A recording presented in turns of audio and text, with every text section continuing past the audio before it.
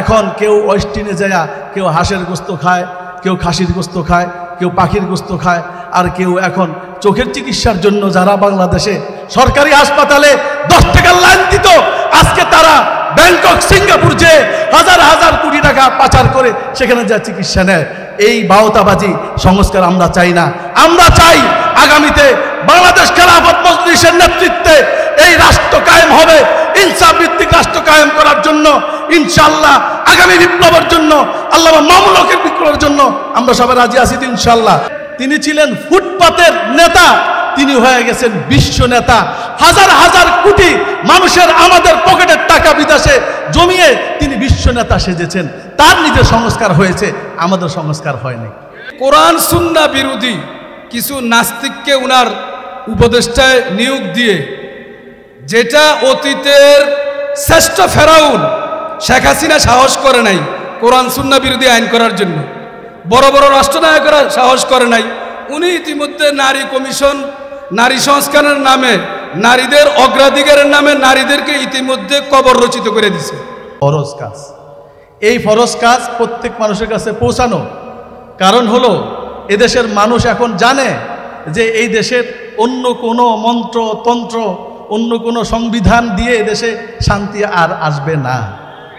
অতীতে 53 বছর পর্যন্ত এদেশের অনেক আমরা রাষ্ট্রপ্রধানের সংস্কার কাজ দেখেছি।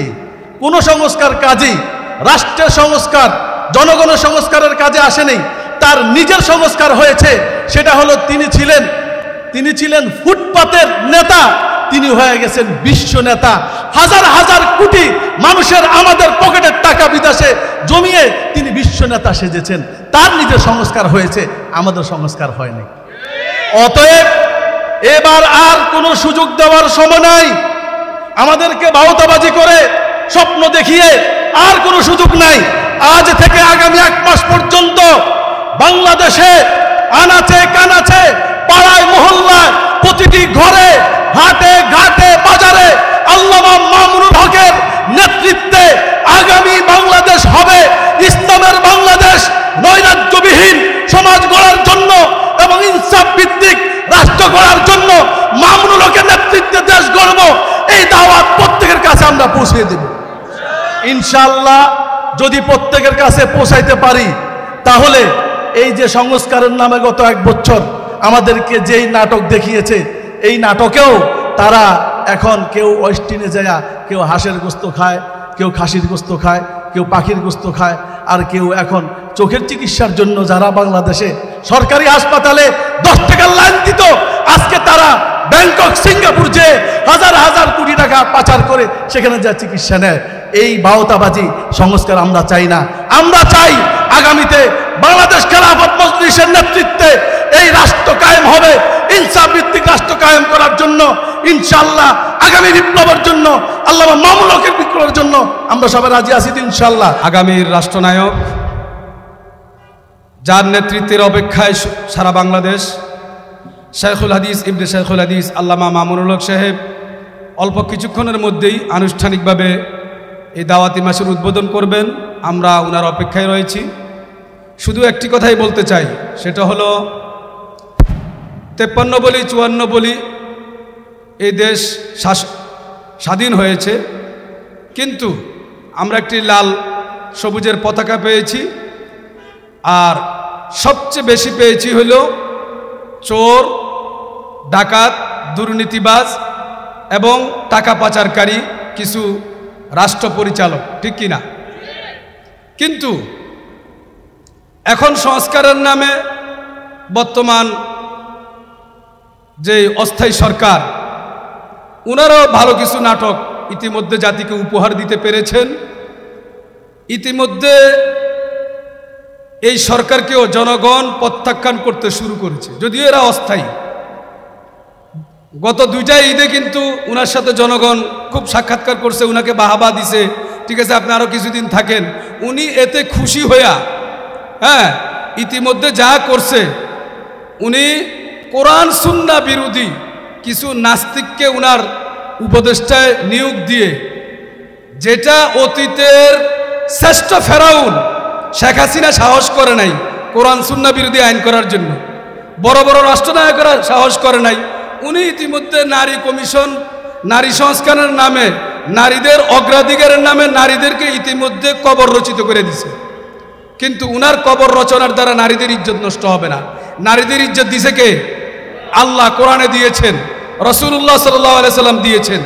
আমরা বলবো এদেশের জনগণ অনেকবার জেগেছি, জনগণ জাগতে জাগতে বারবার জেগে বারবার দেশ ক্ষতিগ্রস্ত হয়েছে। এজন্য এখন ইসলাম এবং খেলাফত রাষ্ট্র ব্যবস্থার কোনো বিকল্প নেই। এজন্য আল্লামা মামুনুল হকের নেতৃত্বে আগামীতে 300 আসনে আমাদের প্রতীক হবে রিকশা। আমাদের প্রতীকের নাম কি? রিকশা। এটা গণমানুষের প্রতীক। ইতিমধ্যে অনেকে বলে এই রিকশাটা চেঞ্জ করেন। আসলে এটা আমরা আমাদের দায়িত্বশীলরা সিদ্ধান্ত নিয়েছেন, এদেশের মেহনতি মানুষ, খেটে খাজা মানুষ, বিশেষ করে রিকশাওয়ালাদের যে ঘাম বের হয় মাথা থেকে পা পর্যন্ত, এটা অন্য কোনো শ্রমিকের এভাবে বাইর হয় না, ঠিক কিনা?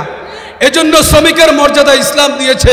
বাংলাদেশ খেলাফত মজলিস যদি রাষ্ট্রীয়ভাবে আসতে পারে ক্ষমতায়, ইনশাআল্লাহ এদেশে পূর্ণাঙ্গ হিন্দু, বৌদ্ধ, খ্রিস্টান এবং সকল শ্রেণীর মানুষের অধিকার প্রতিষ্ঠা হবে। ইনসাফ ভিত্তিক খেলাফত রাষ্ট্র ব্যবস্থা প্রতিষ্ঠা করার জন্য খেলাফত মজলিস যেই দাওয়াতি কাজ চালাচ্ছে সারা বাংলাদেশে, টেকনাফ থেকে তেতুলিয়া, রূপসা থেকে পাথুরিয়া, গ্রাম পর্যায় পর্যন্ত এই দাওয়াতি কাজ আমরা আমাদের কর্মীদেরকে নির্দেশনা দিয়েছি। ইনশাআল্লাহ চলবে। কেউ যাতে এতটুকু বলতে না পারে আমরা দাওয়াত পাই নাই। শাইখুল হাদিস আল্লামা আজিজুল হক রহমতুল্লাহ আলাইহি বলতেন, আমরা নির্বাচনে অংশগ্রহণ করি এটা দাওয়াতেরই একটি অংশ হিসাবে। আল্লাহ রাব্বুল আলামিন আমাদেরকে তৌফিক দান করুন। আমরা এদেশে একটি খেলাফত রাষ্ট্র ব্যবস্থা কায়েম করতে চাই। এই খেলাফত রাষ্ট্র ব্যবস্থা কায়েমের জন্য আমাদের সঙ্গী হিসাবে আমরা এদেশের কৃষক, শ্রমিক, মেহনতি মানুষ সকলের কাছে আমরা আহ্বান জানাচ্ছি, দাওয়াত দিচ্ছি। আমরা সকলকে নিয়ে এই আন্দোলনটি করতে চাই। খেলাফত রাষ্ট্র ব্যবস্থা কায়েম হলে এদেশের কৃষক, শ্রমিক, মেহনতি মানুষ সকলের মুখে হাসি ফুটবে। সেই আশা এবং সেই প্রত্যাশা রেখেই আমরা এদেশের কৃষক, মেহনতি মানুষ, শ্রমিক, দোকানদার, ক্ষেতমজুর সকলকে আমরা আহ্বান জানাচ্ছি যে আসুন আমরা কাঁধে কাঁধ মিলিয়ে আল্লাহর জমিনে আল্লাহর দিন কায়েম করতে চাই। সুতরাং আজকের এই আনুষ্ঠানিক যাত্রা আমরা 1 মাস ব্যাপী আমরা দাওয়াতি কাজ করব। সকলের কাছে আমাদের এই আহ্বান থাকবে। এই আহ্বান আগামী দিনে আপনারা আমাদের পথ চলার সাথী হবেন, এই আহ্বানটুকু রেখেই আমি আমার সংক্ষিপ্ত বক্তব্যকে শেষ করছি। নাসরুম মিনাল্লাহি ওয়া ফাতহুন করিম। আসসালামু আলাইকুম ওয়া রাহমাতুল্লাহ। বাংলাদেশ খেলাফত মজলিসের টার্গেট, চূড়ান্ত টার্গেট হলো আল্লাহর জমিনে আল্লাহর দ্বীনকে পূর্ণাঙ্গভাবে প্রতিষ্ঠা করা। এটা হলো আমাদের চূড়ান্ত টার্গেট।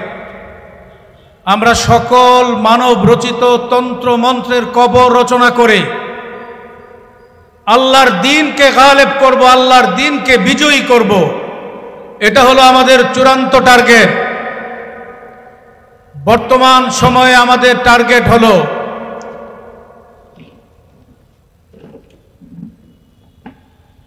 বর্তমান ব্যবস্থাকে বজায় রেখে একটি কল্যাণ রাষ্ট্র গঠন করা।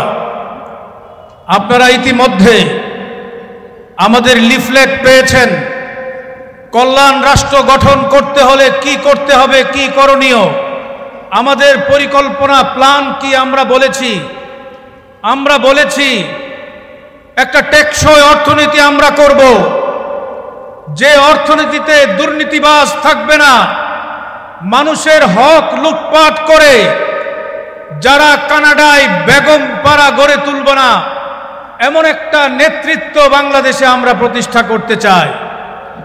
আমরা প্রতিষ্ঠা করতে চাই কৃষক যেন তার ন্যায্য অধিকার পায়, নারী যেন তার ন্যায্য অধিকার পায়, আমাদের যুবকরা যেন আদর্শবান, চরিত্রবান হয়ে যোগ্য নাগরিক হতে পারে।